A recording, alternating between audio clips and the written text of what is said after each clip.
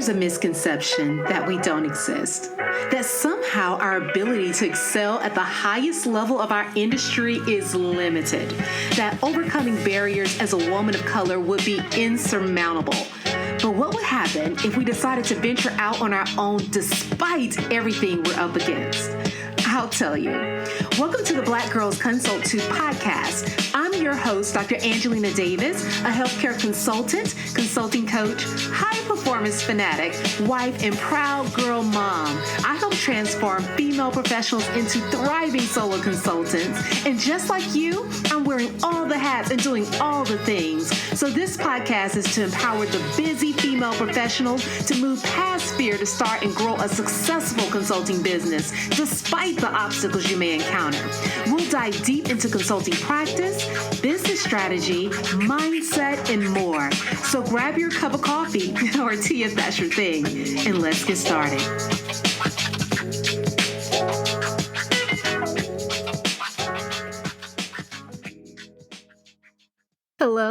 Hello. Welcome to the Black Girls Consult 2 podcast. I am your host, Dr. Angelina Davis. And if this is your first time joining me on this podcast, welcome. I'm so glad you're here. And if you're tuning back in, hey, look, welcome back. And this will hopefully be a very helpful conversation that we are going to have, because it's going to be a little bit off the cuff. I want to talk about this whole concept of sharing your unique perspective. And the reason I'm talking about this is because I think oftentimes in practice, we use a lot of lingo and we say a lot of things that sound very abstract when people hear them.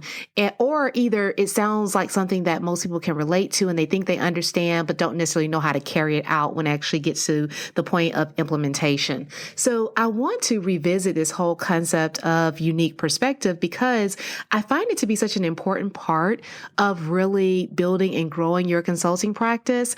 And it's a way for you to stand out in your industry.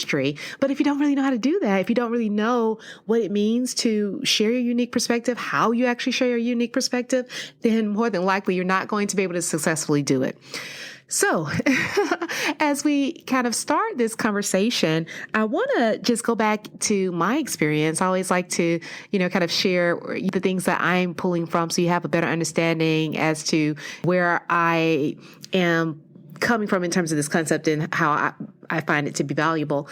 But when I first started out, I talk about this oftentimes that I was definitely unsure of myself. I entered consulting in a very non-traditional way, meaning that I didn't work for one of the large consulting firms like the Deloittes or the Bains, et cetera, of the world. And so when I was entering into consulting, I was coming from being a quote unquote expert in my field and my specialty, and I was moving into the consulting space. And so I always like to, tell people that it sounds like it's very easy to shift into consulting, but it's not. Consulting is its own world. There's a certain art to consulting practice that you have to learn, you have to really appreciate. That does take time. Initially, when I started, I thought, this is going to be a no-brainer, right? We always think that when we are a little bit overconfident in terms of our abilities. But I was quickly humbled, let me tell you that, because what I found is that a lot of the things that I needed to do in order to land clients and really build relationships so that I could, extend contracts and really gain the influence and be able to persuade clients in the direction I would have them to go. That part right there, that was a challenge. And so it was a huge learning curve for me to figure out how to navigate this new space. And the one thing that I did when I started out is I felt like in order for me to gain influence and to be considered an expert in the consulting space, that I needed to be right all the time. I needed to know everything. I needed to be able to answer any question that anyone had. And my biggest fear that I had was, what if someone asks me something that I don't know? What if I make a mistake? Is this going to cause me to lose credibility with the people that I'm trying to actually build credibility with? That was a huge fear of mine. So I played it super safe. I walked this really, really thin line the entire time, meaning that I was double checking every answer, I would have proposal or some document that I had to prepare. I would have that checked over 2 or 3 times again by others. I would constantly just want to make sure that I did everything possible not to make a mistake, not to take a risk. And really, I thought I was doing the right thing. But what I found is that a lot of the things that I was doing at the time didn't really resonate as well with the prospects that we wanted to land or the clients that I was serving at the time. And I couldn't figure out what the disconnect was. I really couldn't, because I felt like I was putting out such high quality work. I was making sure everything was accurate. I was making sure that I had dotted all my I's and crossed all my T's. But the thing that I did not take into consideration was that by being so perfect or trying to be so perfect in the way that I approach my work, I wasn't relatable. Not only was I not relatable, I also created this environment where I wasn't really providing any information that they likely had not already heard or had not already researched themselves. Because think about it, when you're trying to double check and make sure that you're getting all the answers right and you're answering everything as accurately as possible, you're looking for, in essence, validation of your response in some other aspect of literature or online space or from some other expert, right? And so if you're looking for this validation everywhere, the likelihood that you're saying something new or saying something that someone can, really have an awakening or some type of eye-opening response to, that is going to be very, very low, because you're pulling from things that are already out there. And that's not what clients were looking for, because oftentimes, by the time someone is seeking help from a consultant, they've already been down those paths. They've already been down that road before. They've already probably looked at many of the options that you are, speaking to. Although you may be able to speak to it in more depth, they've already kind of explored that and figured out, at least at that moment, based upon what they knew, that that option wasn't best for them. So what I observed is that, over time, when I began to relax that model a bit, and, really, in all honesty, I'll just be point blank. Some of this came because my life got so busy that I didn't have the time to really double check everything like I used to. And what happened with me is that I had to start relying on what I knew and what I had experienced, right?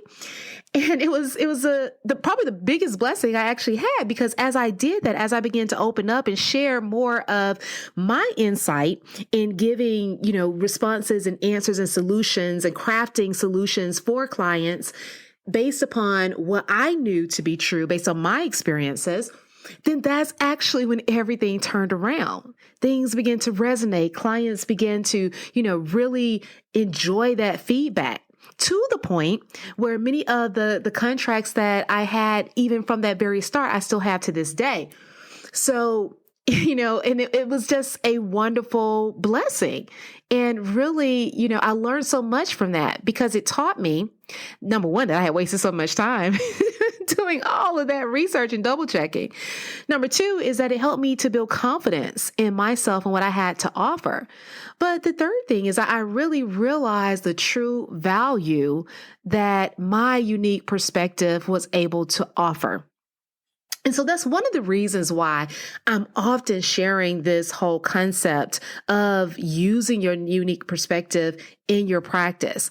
And I wanted to kind of explain a little bit of what that looks like and what that means, so you get a better idea as to how you can also do the same. So you know that business growth and financial stability require one thing, and that's clients. So that means gaining more clients has to be top priority in your business if you want to survive without being in a constant feast and famine mode. That's just not sexy. So those other successful consultants you see on LinkedIn or Instagram making it look so easy, it's like they have some secret sauce or luck for endless clients or referrals. But honestly, all thriving practices are built on solid processes, showing up authentically in your marketing and positioning sharing your expertise effectively. In other words, there's a consulting code that you can learn, plug into your business, and then modify so it leads you toward your ideal business and your ideal lifestyle. So if you want to know more and have the secret to crack this code, just visit my description and download the free foolproof checklist to grow your consulting business to 6 figures and beyond. Because when you crack the code, you'll be able to generate leads and increase profits with more ease.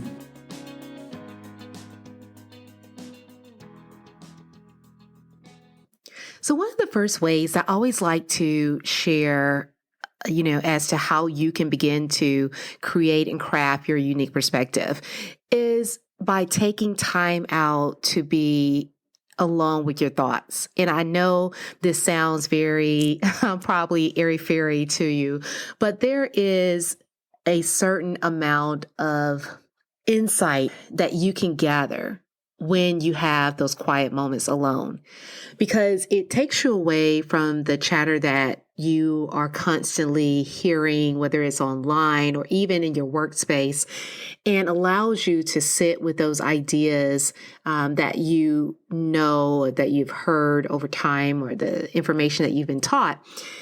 And from that, you can begin to think about how you see things differently. And because it takes you out of this reactive space and puts you in a space where you're able to really be more intentional with the ideas and the concepts that you're developing. So often when people have a lot of difficulty trying to come up with a perspective that sounds different and is not the same as what they're seeing out there in the online space or, in their industry, when they're trying to think of something different, they can often find that different message when they allow themselves to have that quiet time alone. It's amazing what the mind will do when you're able to just think of things and really not be influenced by so many outside factors. That's when you do the greatest work. It's really in those still moments and that downtime. And so if you're not building that time into your schedule so that you can be with your thoughts, so that you can think through concepts, so you can sit down with a client's problems or, their stressors and their pain points and really think through how you would craft a solution, all of the ways that they can approach solving their problem, then it's going to be very hard for you to develop a perspective that is truly unique, because you're pulling from all of these external factors that are constantly playing in your ear. But the minute you silence that, the minute you cut that out for a period of time, you're able to think more clearly in terms of how you see things differently. And so, for instance, someone may recommend one particular strategy because it is a strategy that has been working for a number of clients or a number of gurus that they see out in their industry space. But maybe there's something that you've experienced in terms of your previous track record in history that you can share that looks completely different. And it may not be the norm. That's okay. That's part of living out and sharing that unique perspective. That's the part that people need to hear, because keep in mind, clients and your prospects are seeing all of the same things that you are. They're seeing all of the methods and the strategies that you are. And so they're still searching, right? They're still searching because evidently something about those tactics, methods, strategies don't align with them. So when you're able to be in this quiet space and think of these things, it helps you to share something that is uniquely you based upon only what you know, because you've tuned out those external factors. So one of the first keys to really kind of crafting your unique perspective and your unique message is to really have that quiet time alone to be able to pull from what you know internally and those things that you have actually experienced. Now, the next thing that often comes up with clients is, okay, I get the idea. I get the whole concept that I need to have quiet time and I need to be able to kind of pull from my own experience. But what if I can't think of anything? What if there's nothing new that I can offer? What do I do then? And usually my answer there is that there is nothing new under the sun. And that's something that we have to know and understand from the very start.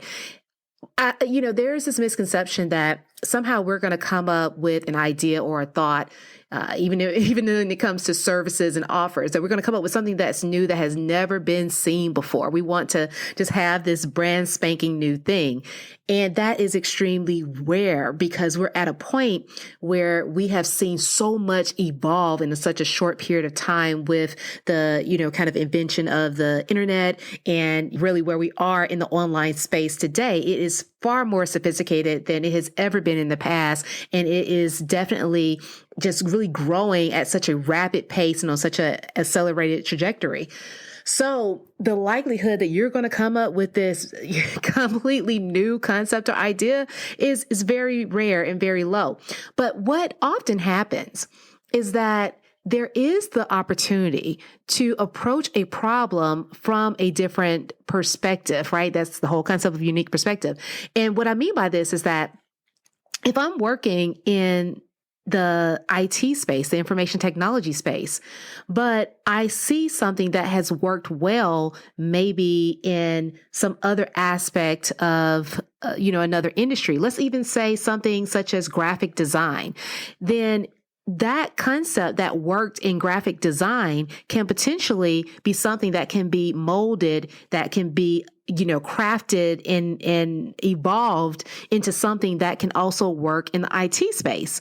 And so what I often recommend is that my clients take time to really dive into more reading and more study in different areas, get out of their box, get out of their industry and what they are constantly seeing nonstop. Because the thing is, when you're trying to stay on top of your expertise and really lead in your field, you begin to consume so much information within your industry. And so it kind of creates this box for you. It's not intentional, but it's something that just kind of naturally happens.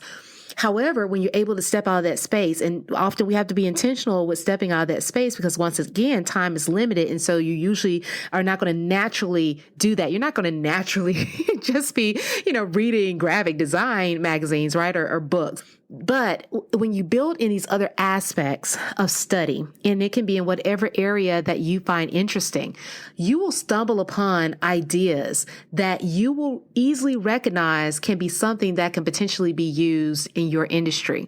And that's how you begin to evolve your practice and really craft new ways of approaching problems. That perspective that you're able to give that may have come from a different industry is something that may be completely unique and new for you in your space.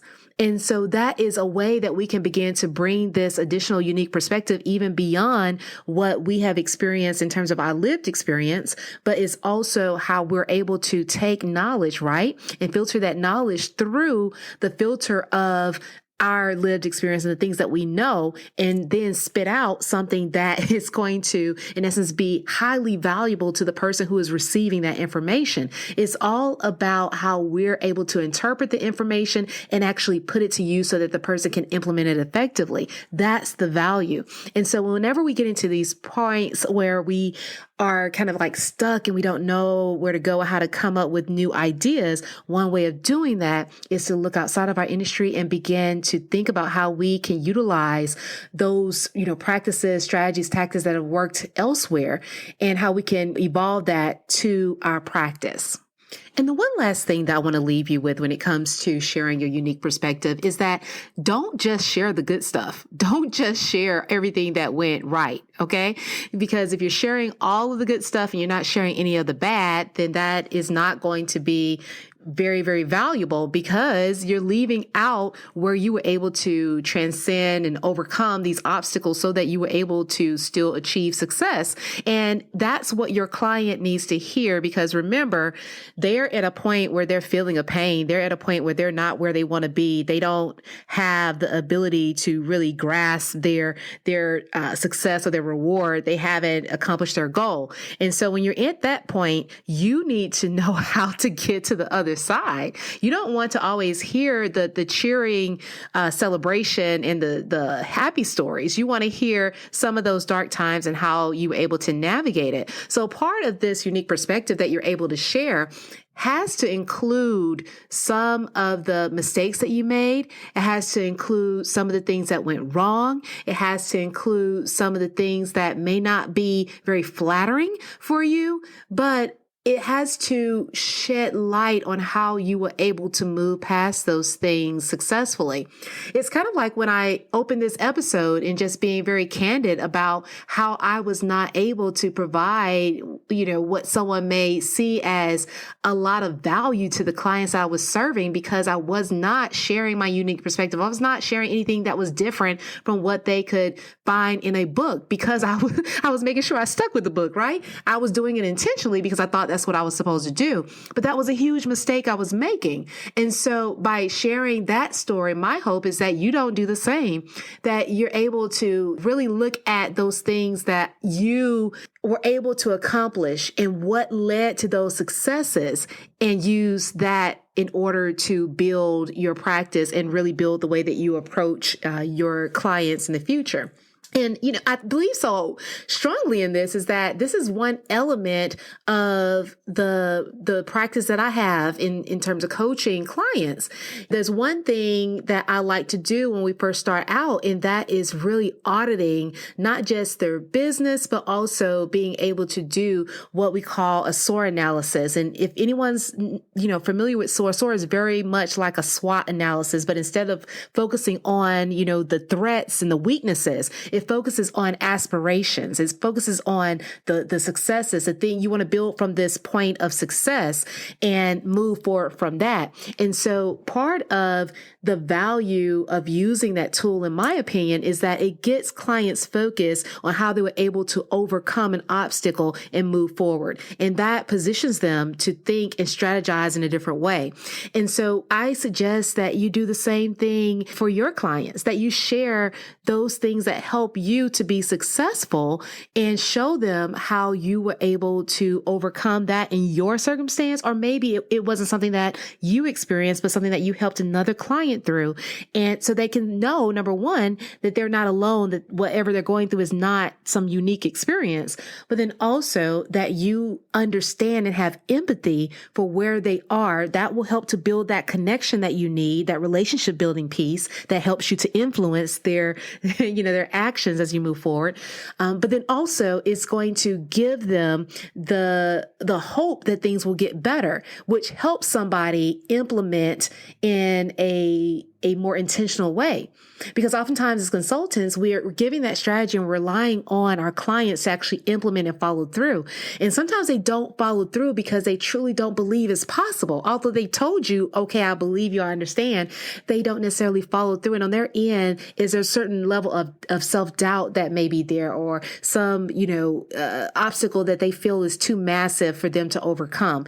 And by us really taking the approach of sharing not just the good, but also the challenging times, that helps them to implement more effectively, which in turn allows you to grow your business because then you're known as the one that is able to drive real change.